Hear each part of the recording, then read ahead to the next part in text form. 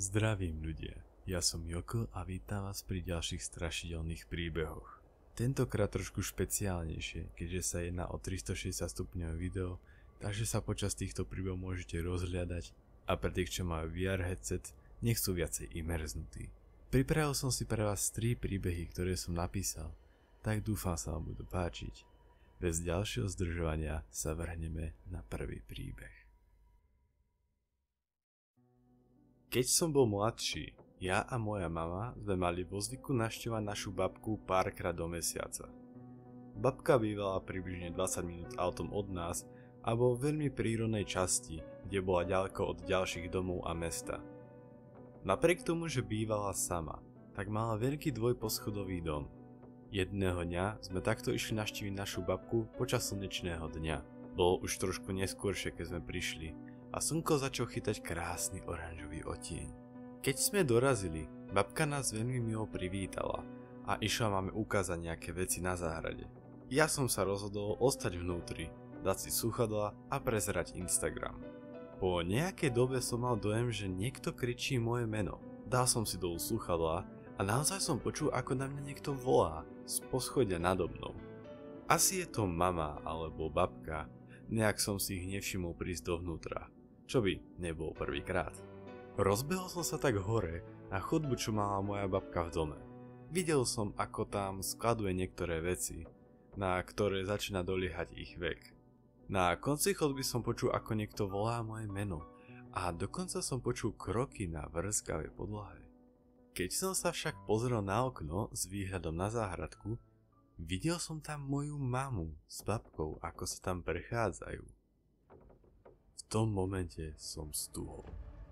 Telo mi prešla extrémna panika a bol som paralizovaný na mieste. Pokiaľ sú mama s babkou von, tak čo potom na mňa volá? A nutnejšie, čo to kráča smerom ku mne? Po pár sekundách premýšľania, kedy som sa nepohol ani centimeter, som mal dosť dôvodov na to, aby som vyšprintoval odtiaľ von. A tak som aj spravil. Plný strachu a adrenalínu som vybehol von, zatiaľ čo sa mama s babkou vraciali k domu. Keď ku mne došli, tak mi mama povedala, nech si zoberiem veci, že sa chystáme domov. Zobral som si tak svoju tašku so slúchadlami, rozlúčil sa s babkou a nasadol do auta domov. Nemohol som však prestať myslieť na to, čo sa mi stalo. Nechcel som však o tom moc rozprávať, keďže som už veľakrát preháňal a zdalo sa mi, že niečo vidím, čo tam nebolo. Nechal som si to tak pre seba a snažil si to nejak logicky vysvetliť. Určite som len počul niečo zvonku, alebo sa mi niečo zdalo a to drevo je dosť staré na to, aby praskalo ako pri chôdzi. Nech som sa snažil akokoľvek, nemohol som sa plne presvedčiť, že sa mi to iba zdalo. Ale koniec koncov som sa presvedčil, že sa u babky nenachádzalo nič desivé a nebezpečné. Na druhý deň mi mama oznámila smutnú správu, že našli babku mŕtvu v jej dome. Vraj sa jednalo o infarkt. Babka už mala svoj vek, ale nikdy nemala nejaký srdcový problém.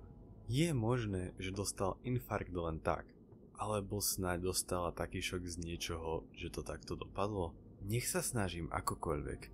Nemôžem sa zbaviť domienky, že to má niečo spoločné s tým, čo som tam zažil deň pred jej úmrtím. Možno, keby ju upozorníme, tak by som ju mohol zachrániť. Možno. Ale Boh vie. Mohlo to napadnúť aj mňa, keby odtiaľ neutečiem? To už nikdy nezistím.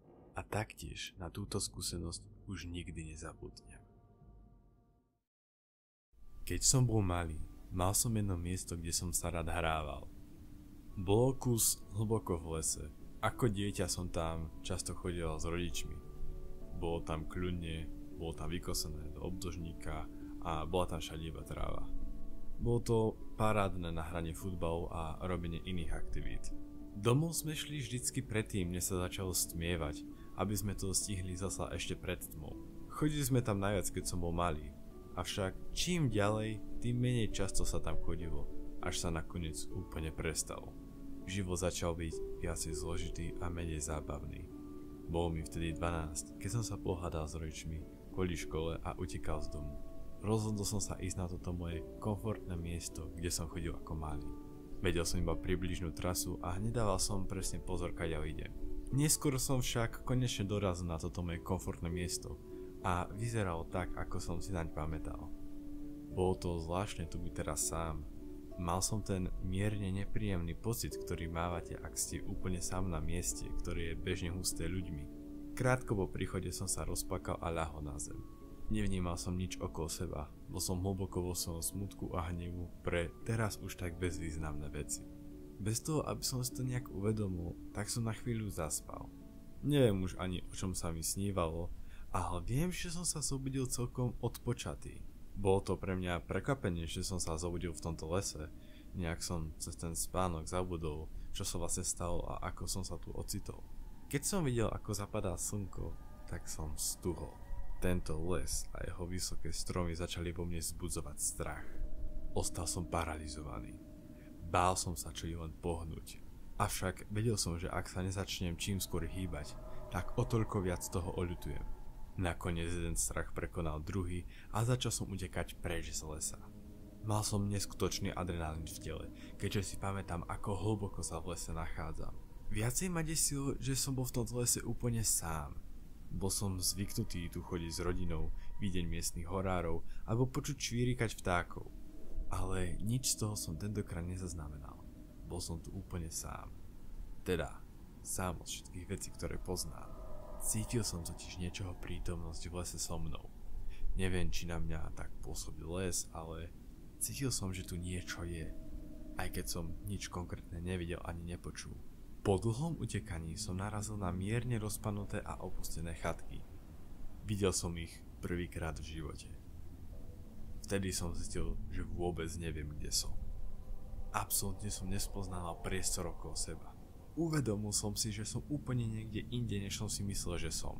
Od chát som sa vzdialil a snažil sa inštinktívne dostať k nejakému pamätnému bodu. Po pár minútach, keď som lápal po dychu, som si uvedomil, že sa už úplne zotmelo a bol som obklopený stromami. A vôbec som nevidel, čo ďalej. Postupne začala na mňa prichádzať istá paranoja. Teda, aspoň dúfam, že sa mi to iba zdalo. Začal som totiž vidieť isté tiene medzi stromami. Desivé celočierne postavy, pri ktorých som si hovoril, že sa mi len určite niečo zdá, pretože to je tma, no aj tak v mojich očiach vyzerali veľmi výrazne. Napriek tomu, že boli ďaleko, tak som cítil istú zlú, nepriateľskú energiu, z ktorej som mal výraznú husiu kožu. Utekal som ďalej, tam kde oni neboli. Nevedel som už ani kam idem. Podarilo sa mi od nich vzdialiť a nevyzeralo to, ako by ma následovali. Po niekoľkých hodinách behania som nakoniec našiel svoju dedinu z inej strany lesa. Dobehol som unavený a vystrašený domov. Vbehol som do náručia vystrašenej mamy, ktorá nevedela, kde som bol. Začal som im rozprávať, kde som bol. Čakal som, že mi povie, aký som hlupáčik, že čo som tam išiel a niečo podobné. Namiesto toho sa však začala mama s otcom uškrňať. Neodpovedali, keď som sa ich pýtal, prečo sa tak uškrňajú, prečo sa uškrňali ďalej s vypulenými očami. Od strachu som bežal k botníku. Ako som bežal po chodbe, videl som obrazy zvláštne zdeformovaných ľudí, ako sa pozerajú na mňa. Nikdy predtým tam tie obrazy neboli. Keď som dobehol k botníku, videl som, že tie rôzne tiene z lesa stoja za oknami domu a jeden dokonca priamo za dverami. Pozrel som sa naspäť na chodbu a videl, ako mama s otcom teraz bez očí sa veľmi trhajúco rozbehli za mnou. V momente, ako sa ma mama dotkla, som sa zobudil. Bolo to celé iba sen a uľavilo sa mi, až dokým som sa neporozhľadal. Zobudil som sa v tej časti lesa. Ako malý som často chodieval na rôzne tábory. Takmer každé leto som strávil minimálne na 3 rôznych dvojtýždňových táboroch. Keď som mal približne 12, stala sa mi istá zaujímavá vec. Počas iného táboru, v tretí táborový deň, si pamätám, že sme mali veľa voľna a mali sme sa nejako zabaviť sami. Jeden chalan doniesol loptu a tak sme si prekopávali cez sieťku, ktorá tam bola. Počas jedného môjho kopu som odkopol loptu ďaleko do lesa a tak sme sa dali do lesa pre ňu. Išli sme zarastenou cestou Až sme nakoniec našli jeden malý starý cintorín. Bolo tam veľa drevených krížikov blízko seba a za nimi som našiel tú loptu. Šiel som k lopte a keď som ju mal v rukách, tak mi napadlo, že namiesto toho, aby som ju podal alebo hodil, tak ju prekopnem cez celý cintorín. Bol som veľmi sebavedomý vo svojom kopaní, viac než som bol naozaj v ňom dobrý. Napriek tomu, že ma ostatní upozorňovali, že nech na to kašlem, tak som sa to rozhodol napriek tomu spraviť a kopol som loptu, ktorá omylom trafila jeden drevený kríž. Ten kríž spadol a všetci, inež aj s loptou, utekali a po pár sekundách som sa rozbehol aj ja za nimi. Než som ich stihol nájsť pri tábore, tak sa rozhodli ku mne napochodovať aj s jedným z animátorov tohto táboru. Požalovali mu, že som kopol a zhodil drevený kríž na cintoríne. Animátor bol veľmi prísny a necitlivý voči takýmto prešľapom a tak ma poriadne vykričal a ani ma nenechal sa obhájiť. Zvyšok toho dňa sa nič poriadne nedialo, len som videl, ako sa na mňa niektorí zvláštnejšie pozerali. Zvyšok dňa som sa tak skôr bavil sám na preliskách. Večer, kedy sme sa chystali spať, tak ma v chatke zasiahli dva animátori, ktorí ma znova chceli spindať. Rozhodli sa, že ako trest ma dajú spať na druhej strane chatky, kde nikto nespí. Už som sa bál, že mi dajú nejaký reálny trest. Spať o samote? To preferujem, než byť s tými chalmi, čo ma udali. Zobral som si tak veci a išiel do tej izby, kde som mal spať. Vidno, že tu nejakú dobu nikto nebol. Boli tu staré krabice, ktoré boli plné polystyrenu a bublinkovej fólie a v miestnosti bolo veľa prachu. Perina a zahĺvok tiež nič moc, ale nič také hrozné. Ako trest je zatiaľ veľmi jemné. Rozhodol som sa teda, že je na čase sa vyspať. Po nejakej dobe mi v tej tme a tichu začal byť malinko nepríjemne. Nechcel som si priznať, že sa bojím, ale bolo to tak. Začal som sa cítiť viacej stesnenie, ako by niečo po mne číhalo, ale snažil som sa na to nemyslieť a aj sa mi podarilo zaspať. Začal sa mi snívať sen, ako ležím v posteli, v tej, v ktorej som teraz zaspal. Zdvihnem sa z postele a cítim sa o mnoho ľahší než v realite. Keď sa pozriem znova na posteľ, tak vidím svoje telo, ako tam leží a všimnem si, že som akýsi malinko prehľadný. Som ja svoj duch, ktorý sa teraz pozerá na moje fyzické telo, zatiaľ čo ja ako moja duša som z neho preč? Než som sa stihol viacej nad tým zamyslieť, tak cítim a počujem čusi prítomnosť na chodbe chatky, ako ide smerom k mojej izbe. Rýchlo som usúdil, že som v nebezpečí a tak som sa rozhodol ísť von oknom. Po približne 10 sekundách čakania von som si všimol, ako sa to stvorenie dostal do mojej izby, kde moje telo spí. Je to obrovský deň s dlhými rukami a nohami, ako sa pozerá na moje telo z rôznych uhlov. Po pár sekundách sa začne rozhľadať po miestnosti a tak som bežal z chatky radšej ďalej. Išiel som ku sieťke, kde som počas dňa prekopával a videl som z lesa, ako sa čosi približuje. Bolo to asi 2-krát väčšie než ja a na červeno tomu žiarili oči. Nevedel som, či mám vstať hybne alebo sa schovať čo najskôr, ale po niekoľkých sekundách ma čosi schmatlo za chatku, čo bola najbližšie. Bol to akýsi starý dedo, teda aspoň jeho silueta. Po nejakej chvíli sa odo mňa vzdialil a povedal mi, že už by som mal byť v bezpečí. Predstavil sa mi ako Arnold a povedal mi, že ma takmer napadla akási príšera z lesa, ktorá ma chcela niekam odviezť alebo také čosi. Bol som veľmi zmetený, čo sa to vôbec deje. Či stále snívam, alebo som fakt svojou dušou v akomsi limbe. Všetko pôsobilo ako si reálne. Arnold sa mi predstavil ako duch, čo tu v okolí býval celý život a po smrti tu ako duch chodí a stráži. Spýtal sa ma, či ho odprávaním tam, kam má namierené. Vraj už sa mi nemá čo stať. Súhlasil som. Predsa ma len tento dedo zachránil pred mne neznámym osudom.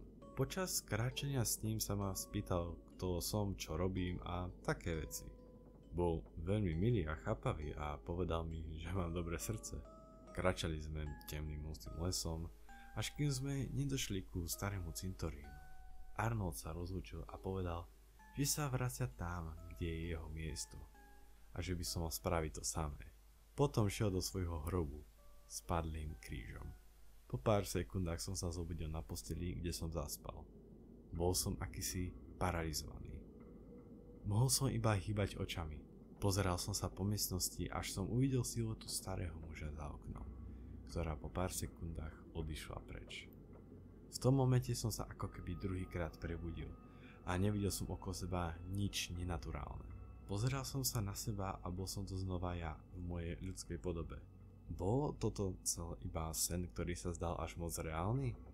Neviem, ale niečo mi hovorí, že to bolo viac než sen.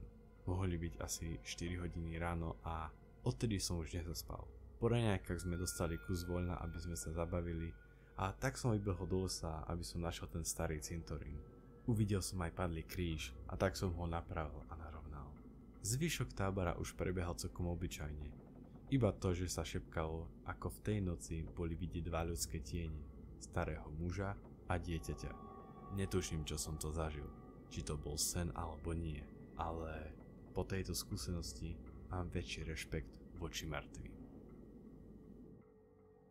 Ďakujem, že ste sa dostali až na koniec videa a dúfam, že sa vám tieto príbehy páčili.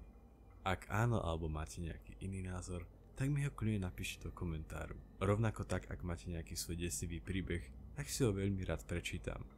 To je odo mňa všetko a majte sa krásne.